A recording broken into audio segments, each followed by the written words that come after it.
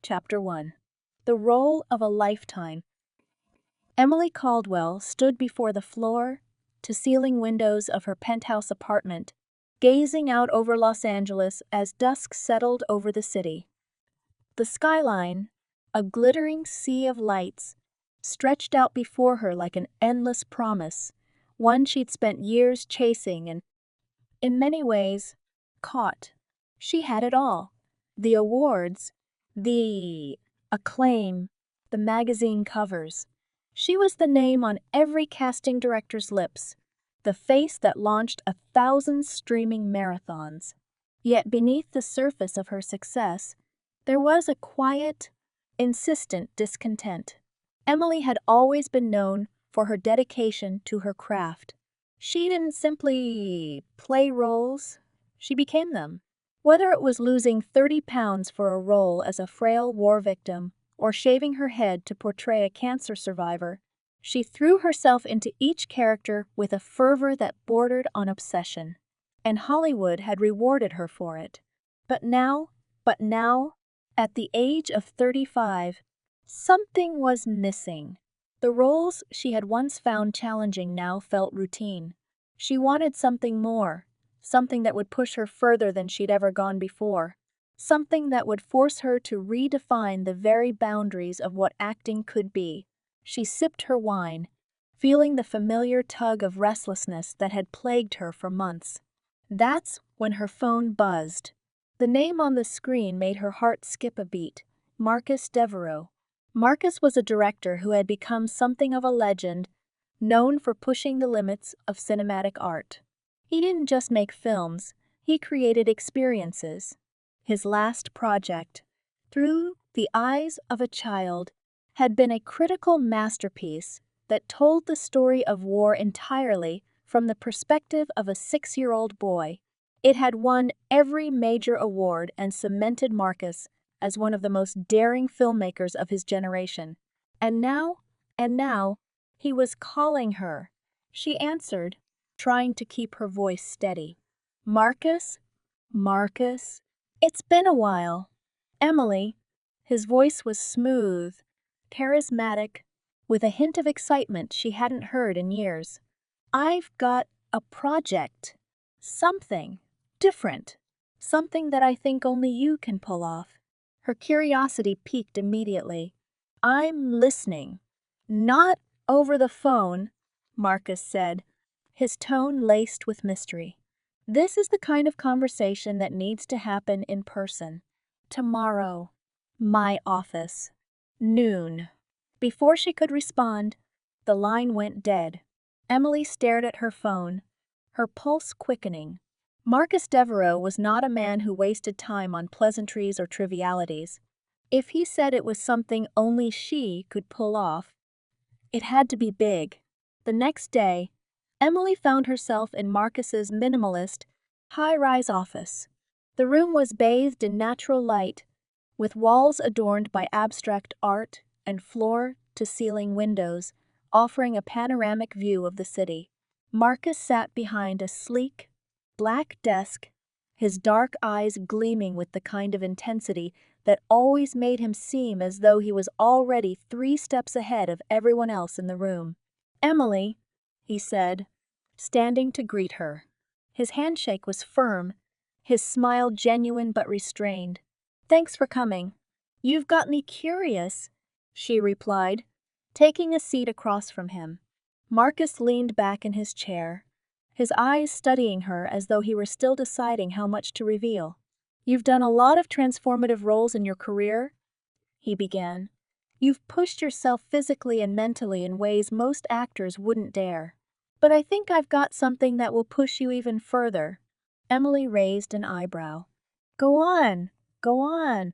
He paused, letting the moment hang in the air just long enough to build tension. Have you ever wondered what it would be like to truly become something else? Not just play a character, but to become a different species, to experience life in a way no human actor ever has? A flicker of confusion crossed Emily's face. You're talking about some kind of method acting? Yes and no, Marcus said, leaning forward. My next film is about a dog. But it's not just a dog movie.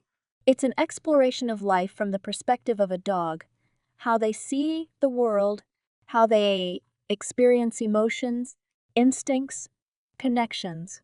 The entire film will be shot from the dog's point of view, and I want you to play the dog. Emily blinked, unsure if she'd heard him correctly. You want me to play a dog? Not play a dog, Marcus corrected. Become a dog. Physically, permanently, for the duration of the film. The room seemed to tilt slightly as Emily processed his words. What do you mean? What do you mean? Physically? You're not talking about prosthetics or CG, are you? Marcus shook his head.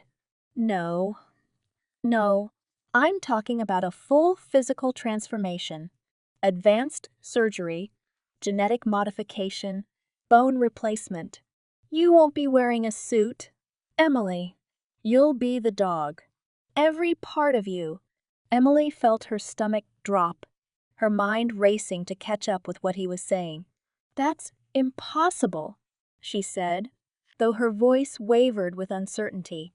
Marcus leaned forward, his eyes locked on hers. It's not. I've been working with a team of scientists and surgeons who specialize in extreme bodily modifications. They've developed a process that can alter a human body at a genetic and structural level. Your bones will be reshaped, some even replaced with donor canine bones. Your internal organs will be modified. Your reproductive system, your skin, your muscles, your senses. Everything will be transformed into that of a dog. Emily's mouth went dry. How long would this last? The transformation will be permanent for the duration of the film. It would take months of surgeries, treatments, and rehab. Once you're transformed, you'll live as a dog for the entire shoot, which will likely take up to a year. After that, we can reverse the process, though there's always a risk that some changes might be more difficult to undo. A heavy silence settled between them. Emily could hear her heartbeat pounding in her ears. This was beyond anything she had ever imagined. The thought of becoming a dog, of actually living in a body that wasn't her own, was both terrifying and exhilarating. Why me? She asked softly. Because you're the only actor I know who's willing to go this far, Marcus said, his voice gentle but firm. You've always been fearless when it comes to your craft. I've seen you push yourself to your limits time and time again. This is the next step. Think about what this could mean, not just for your career, but for the art of filmmaking. You could be the first human being to truly experience life as another species. No one's ever done anything like this before. Emily. She sat back in her chair, her mind spinning. The idea was insane. And yet, it was exactly the kind of challenge she had been craving. The kind that would push her beyond the boundaries of what was possible. Could she really do this? Could she let these people turn her into a dog, knowing that the transformation might never be fully reversible? I need to meet the team, Emily said, her voice steadier than she felt. If I'm going to even consider this, I need to understand exactly what I'd be getting into. Marcus smiled, as though he had expected nothing less. Of course, I'll arrange a meeting for tomorrow. Dr. Helena Marks will walk you through the science and the procedures. She's the best there is. Emily nodded, trying to keep her composure.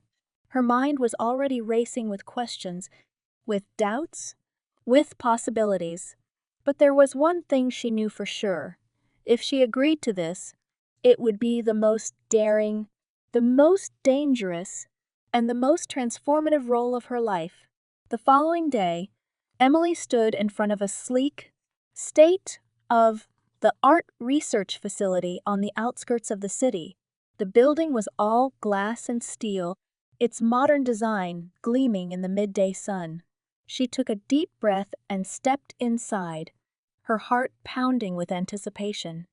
A receptionist led her down a long corridor to a conference room where Dr. Helena Marks waited. The woman was in her mid-40s, with sharp, intelligent eyes and a no-nonsense demeanor. She stood as Emily entered, extending a hand. "Emily Caldwell," she said with a smile. "It's a pleasure to finally meet you. Marcus has told me a lot about you." Emily shook her hand, trying to mask her nervousness. "He's told me a lot about you too. I understand you're the one behind this transformation process?" Dr. Marks nodded and motioned for Emily to sit. "That's right. My team and I have been developing this technology for years. Originally, it was intended for medical purposes, replacing damaged organs, growing new limbs for amputees. But when Marcus approached us with his idea, we realized we could take it even further.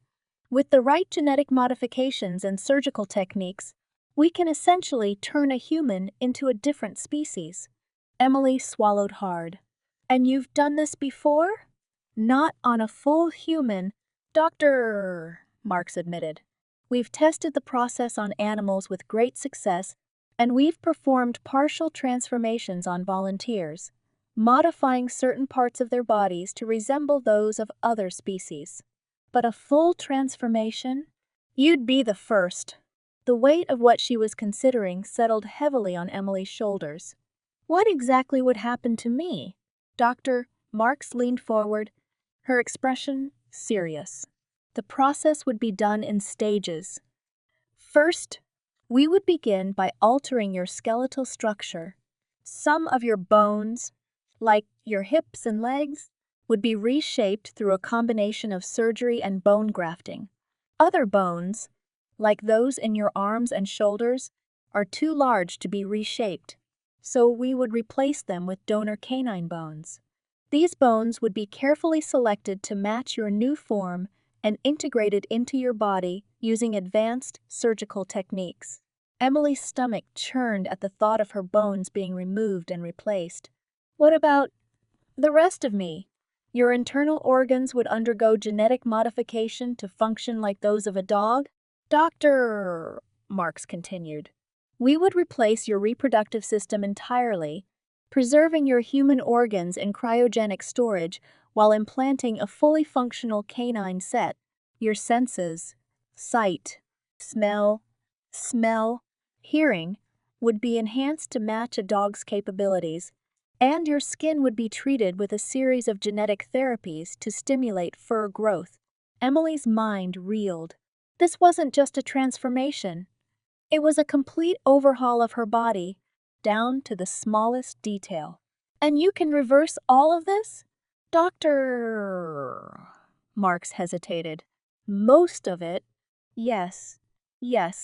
The bone replacements and organ modifications can be reversed, though it would require extensive surgery. Some changes, like the sensory enhancements and fur growth, might be harder to undo completely. There's always a risk that certain aspects of the transformation will be permanent." Emily's heart pounded in her chest. This was beyond anything she had ever imagined. The risks were enormous, but so were the possibilities. She could be the first actor in history to undergo a full biological transformation for a role. She could redefine what it meant to be an actor, to inhabit a character. But could she give up her body, herself, for this? Dr. Marks watched her carefully. "I know this is a lot to take in. You don't have to decide today. Take some time to think it over. If you have any questions, I'm here to answer them." Emily nodded, though she wasn't sure how much time would help. Her mind was already racing, her thoughts a chaotic swirl of fear, excitement, and uncertainty. She stood, offering a polite smile. "Thank you, Dr. Marks. I'll definitely need some time to process this." As she left the facility, the weight of the decision pressed down on her with every step. Could she truly let them turn her into a dog, Could she give up her human body, her identity, for the sake of a role? And yet, as she drove home, one thought kept nagging at her, louder than all the doubts. If anyone could do this, it was her. This was the challenge she had been searching for, the one that would push her beyond the limits of what she thought was possible. And deep down, Emily knew that she was already leaning towards saying yes.